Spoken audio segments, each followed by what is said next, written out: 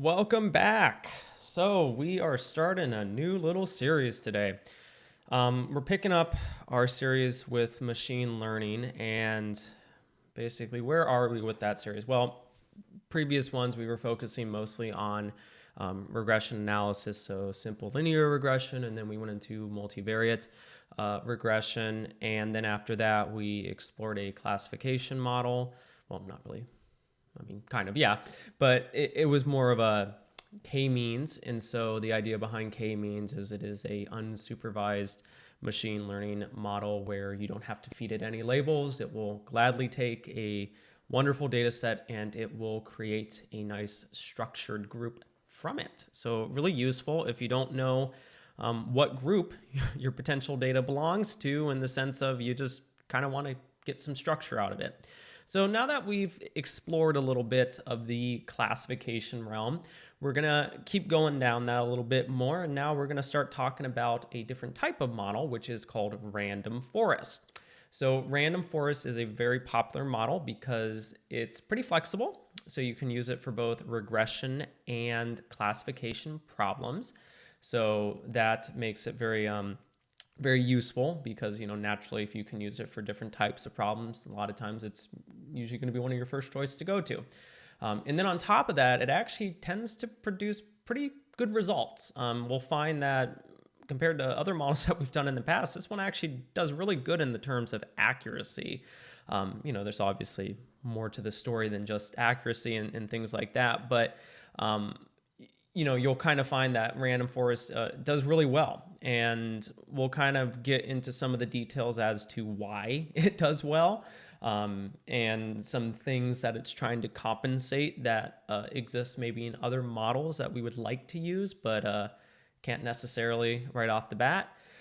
So yeah, really interesting model. In our particular series, what we are going to be doing is we are going to be creating a random forest model that will classify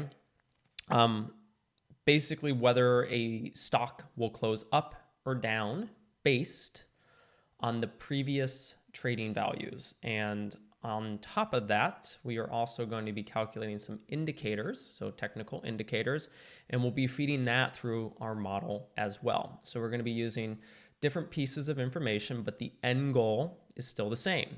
We want to predict, based on historical data, is this stock going to close up or down given that information? And you might be asking, well, why is this a classification problem? We're not predicting the price, we're predicting the direction. So the direction has one of two possible values, up or down. I mean, I guess you could technically say three. No movement, but we're not going to consider that at this point. The idea is a stock can move up or down, and then based on that, we have two groups. We have an up group and a down group. And what we're trying to do is we're going to try to take future values and future indicator calculations and say, based on that, which group are we going to classify it into? So pretty interesting stuff. And this is actually all built off of a research paper that I found online. It's really pretty interesting, to be honest. I'll kind of go over a little bit of it. Oh God, which one is it? So there's a lot with this series, just an FYI. Some of it I'm still kind of writing a little bit more, just because there's certain things that I just want to clarify on. And so for me, I kind of had to just say, hey, I'm done. I'm going to record the video, and then I can always go back and modify some stuff. So some of this is going to change a little bit, just an FYI. I mean, most of it's just how I'm writing it. A lot of times I'll kind of just aggregate a bunch of different resources, and then I kind of go back through and say, okay, I like kind of how they worded that one. Okay, I don't really like how they, worded that one. So I kind of go back and, just revise and add things that I think might be useful and stuff like that. But basically we're trying to recreate one of these particular types of papers where they used a random forest model to basically predict whether a stock would be up or down. So the entire video is really built off of this wonderful research paper. And, you know, if I do encourage you, I mean, if you have some time, go through it. It's a pretty interesting read, and it's interesting to see kind of how they approached it. There are certain things I'm not going to be following exactly to what they're doing. For example, they basically use a smoothing function to estimate out future prices. So they basically use this to change their horizon window. So do I want to predict 1 day out, 7 days out, 30 days out? They use the smoothing function in order to do that. Now, the one that I post on GitHub, I probably will have an example where I'll show you kind of how to use the smoothing function to pre-process the data. But in the video for right now, we're not going to be doing that just because it's just going to take too much time to run all these different models and stuff like that. And then on top of that too, is we're going to kind of aggregate all the data at once. They kind of approach a little bit differently. They actually, I think, do one stock at a time. So that's kind of interesting. Again, I'm going to kind of just show you different ways of doing it. Again, they're kind of all have their pros and cons related to it. But again, the idea is relatively the same, which is, you know, we're going to be using this information to go out and predict the direction of that particular stock. So pretty good stuff here in the paper. And then they also go over which indicators they're using. So we're going to be using RSI, the stochastic oscillator, the Williams percentage range, and then MACD, price rate of change, and then on balance volume. And so they go over which ones, what these indicators are, how you calculate them, and stuff like that. And then they also go through, you know, what is random forest, what are kind of the building blocks of random forest, and things along that nature. So really good stuff. And if you have some time, I really do encourage you to read it. It's a pretty interesting paper. And then on top of that, I did put some additional resources in here as well. So this is just things like, you know, maybe I found like a PDF file online that I just think does a really, really good job of explaining something.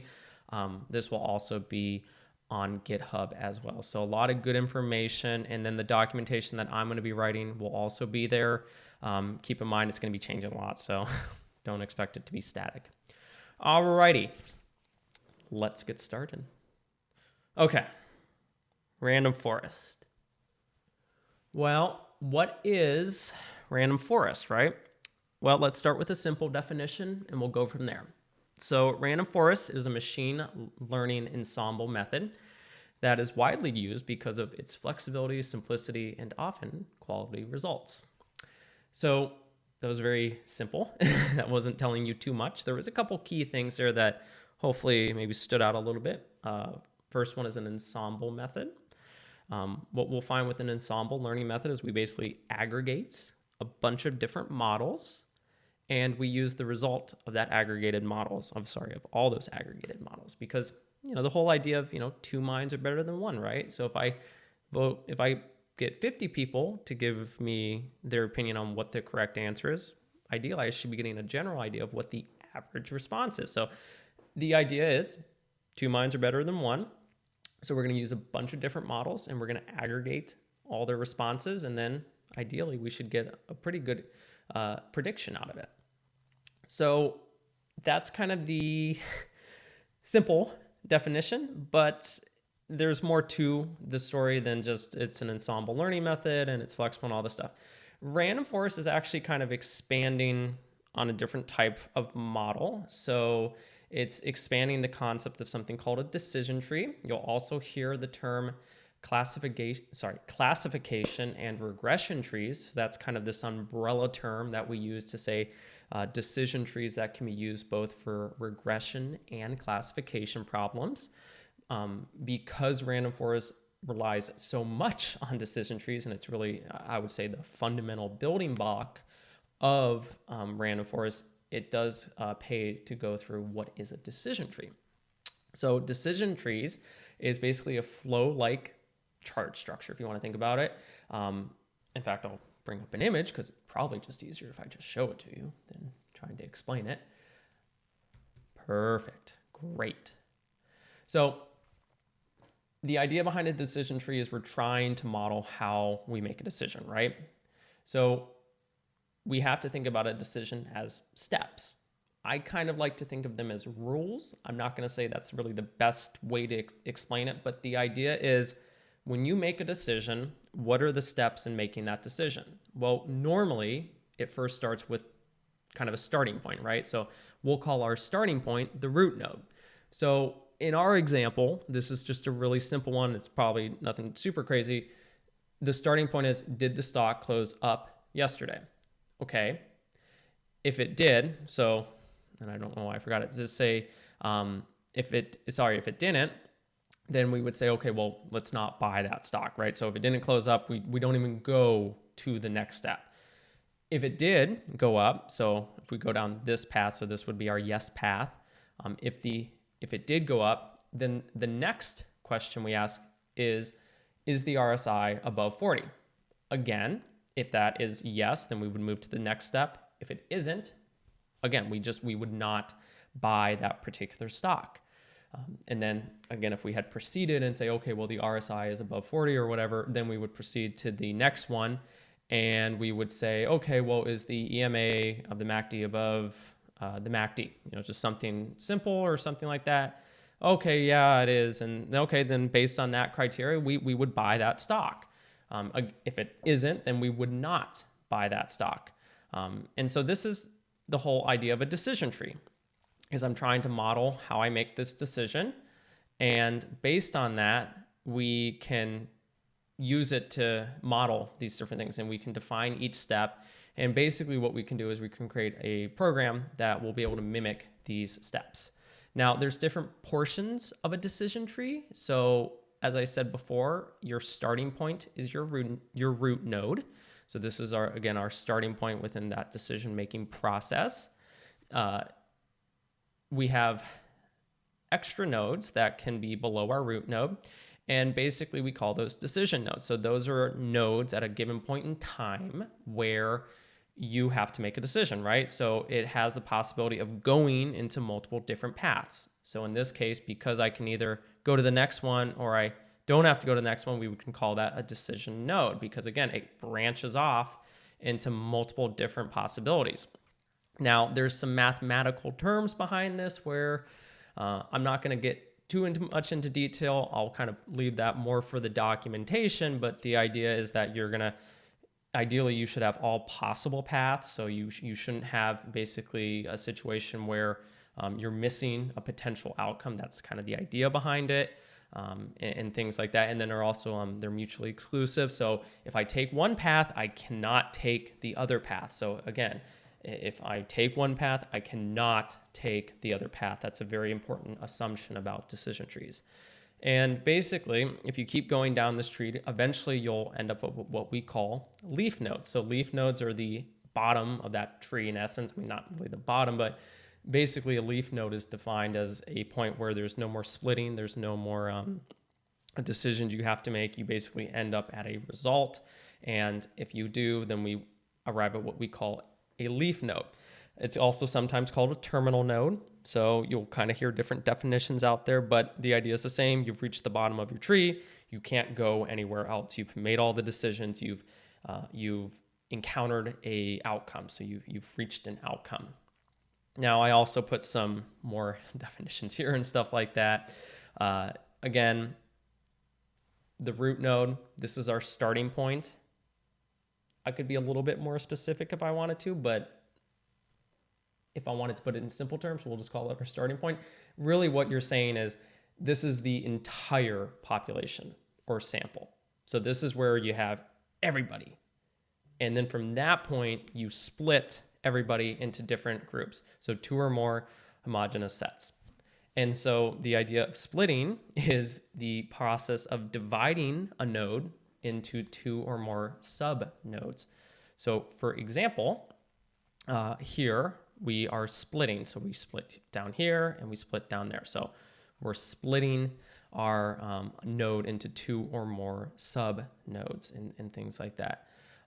We could split on gender or whatever, things depending on what you're trying to model. And then on top of that, we have something called decision nodes. So when a sub-node splits into further sub-nodes, this is called a decision node. Decision node is, again, where you have to basically choose a path. That's how you can kind of think about it. You have to make a decision, and then based on that, it determines where you go. And then we have our leaf or terminal node. So this is basically the end. And then we have this process called pruning. Now, pruning, we'll kind of get to that in a second, but basically the idea is that you remove subnodes of a decision node or things like that. So it's kind of the opposite of splitting, where you're breaking into multiple pieces. Well, in this one, you're actually removing pieces. And then branches, subtrees. So this is just a certain section of the particular tree. And then we have parent and child nodes. So obviously, if I'm a parent, I'm above, and then my children node are below it. So in essence, this is what a decision tree is. And again, with decision trees, it, depending on what you're trying to do, the idea is that you can basically model decisions and you can use it for predictive capability, right? So if I know the RSI is above 40 and I know that the MACD is, the EMA of the MACD is above the MACD, then if I know that's a buy, then I should know that the price would go up or something like that. So the predictive capability behind this is that you have all possible outcomes, and then based on that, you should be able to just take that path. And if you know at which point you are in the decision tree, you should be able to predict where you would be based on any given values. That's really the predictive capability of it, is if you have a true decision tree in the sense of you have all possible outcomes, then you have one of each possible path. Now, some of these can actually have probabilities associated with them. So, maybe the RSI is above 40. Well, you could have 30% goes down or 40%. So there's different types of decision trees in that regard.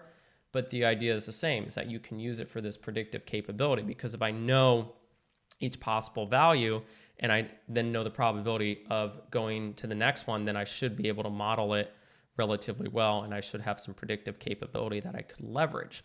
Now, that doesn't mean these things are perfect, but the idea is relatively the same, is that we can use decision trees for predictive capabilities. Now, one decision tree is great, but it's really hard to model anything with one decision tree. In fact, what I'll do is I'll open up one of, where's my documentation? I hope this is the one that's updated. I have one on my work computer. I have one here, and it's sometimes hard to jump between the two. And then, of course, I get that wonderful notification all the time now. It's lovely. Where was I going with that? Oh, yeah. So yeah, one decision tree is great, but it's really, really hard sometimes to model any type of problem with just one decision tree. What we'll find is actually you can take a bunch of decision trees, and if you aggregate their results, you can actually get some really accurate results. Now, it doesn't mean they're perfect, and it doesn't mean they will always behave nicely. But the idea is that if I can take a bunch of these decision trees, I should be able to, on average, to get the correct answer. So with that being said, what are some of the advantages and disadvantages of decision trees? Well, the most, I think, obvious one for most people is they're pretty intuitive. I mean, you look at a decision tree and you're not going, oh yeah, this is super hard to wrap my head around. For the most part, it makes sense. Okay, we all have to make decisions every day in our life.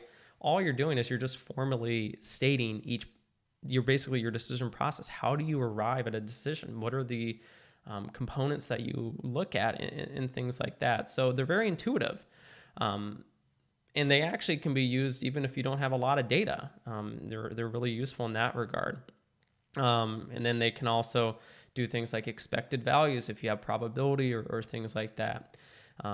You can combine them with other decision techniques, so pretty cool in that regard. But they do have some disadvantages. One of the big ones is they're instability.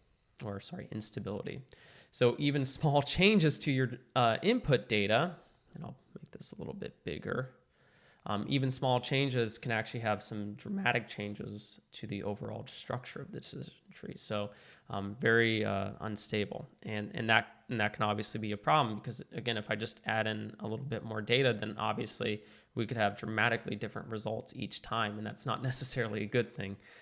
Sometimes you want stability. Sometimes you want to know, like, okay, if I add something new, I'm not going to get a completely different outcome than what I was expecting. So that instability component definitely can be a turnoff to a certain extent. The other thing is they're actually pretty inaccurate. I know I was kind of giving them a little bit of hype, but the reality is they're actually not that great. You'll find that other predictors perform better with similar data and stuff like that. For data, including categorical variables with different numbers of levels, information gain in decision trees is biased in favor of those attributes with more levels. So basically what you need to know is that decision trees that are deeper in a sense, so they have more depth, they can actually be biased. And so that's not a good thing. That kind of gives more weight to something than it should be. We don't want it to be biased in that regard. And then the other disadvantage of a decision tree is that they can actually get very complex, particularly if there's many values and uncertain or if many outcomes are linked. So when it comes to modeling very complex problems, they don't really do well. Because you can get these very complex decision trees where it's very hard to understand exactly what's going on at each different point or things like that. So again, that's just kind of one of the drawbacks. So how do they fall into this bigger category? Well, if you remember hearing me say before, one of the things is we can take multiple decision trees and we can actually use them to make prediction. And so kind of what I was saying before was that a single decision tree, it's really hard to model a problem. But if we take multiple decision trees, we can actually more easily model a problem. So bagging or bootstrap aggregation is a technique for reducing the variance of an estimated prediction function. Bagging seems to work especially well for high variance, low bias procedures such as trees. For regression, we simply fit the same regression tree many times to a bootstrap sampled version of the training data and average the results. For classification, a committee of trees, so a group of trees, cast a vote for the predicted class. We'll get more into what bootstrap sampling is, but the idea is that bootstrap is trying to overcome some of the challenges that we have with decision trees, that being that they're relatively, they can be very unstable. And so the idea is that if we use bagging and we use a special technique of aggregating a bunch of different results by using the data in a very certain way, we can actually get more stable and accurate results. And so bagging in essence is reducing the variance of the base learner, but has limited effect on the bias. So I always say the old idea of two minds are better than one, I think perfectly sums it up. It's, again, you're using multiple decision trees to kind of improve your overall performance. So it's kind of funny though too, is some of the disadvantages is one, it uses decision trees, and we've seen the problems with decision trees. They're unstable and stuff like that. And then there's also this particular function called the Gini index. This is a greedy algorithm to find the best split. We'll, again, go into more detail when we get there. We can also get trees that are structurally similar to each other, and this is not a good thing. What that means is that they can actually be highly correlated among the predictions. We don't want that. We do not want that. That's a bad thing. We do not want highly correlated trees. We want very uncorrelated trees, actually, to a certain extent.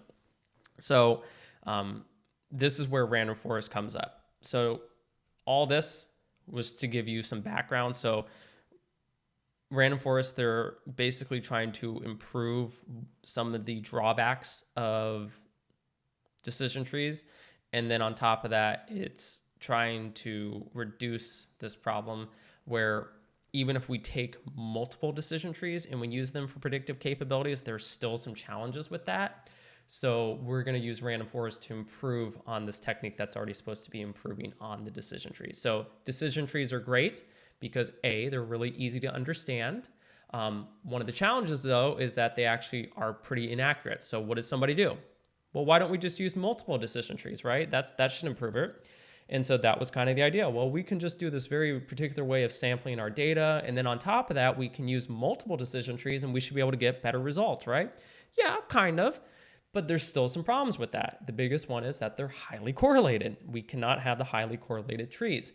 This is where random forest comes in. Random forest is basically going to fix the problem of the bootstrap aggregation. And then on top of that, because we're using this bootstrapped aggregation method, we're actually still fixing some of the problems that we were having with the decision trees. So that's kind of why I was building everything up. It's important to understand why we're using it, because it's really to overcome some problems and challenges that we've used with other predictive models. So why use it? Why use random forest? Well, we already saw that if you use multiple decision trees, we can better model the data. And then we also have bagging and stuff like that, but they also have their own issues. So random forest uses bagging, but what it does instead is it creates trees that have no correlation or weak correlation. And so we'll see kind of how that's done to a certain extent, but the idea is that we're going to be averaging many noisy but approximately unbiased models to reduce the overall variance of the model. So what random forest tries to do is avoid overfitting the data and improve the stability and accuracy of predictions. And so sometimes there's things related to, how does it work and stuff like that. Really in simple terms, as we build the forest, once we've built this forest, so this forest of multiple decision trees, we make predictions by taking the highest votes of the decision tree. Now, there's more detail than that, but I'm going to save that for later because at this point, I think we have enough to kind of get started coding. But you'll see here that I do have some more information for you as we're kind of going through the process. You can kind of consider this our background video. So now you have some background about decision trees, you have some background about bagging, and now you kind of understand where random forest is supposed to come in to fix this problem. So next video, we're going to start coding. We're going to start prepping our data, and we'll go from there. So thank you again for watching, everybody. We'll see you in part 2.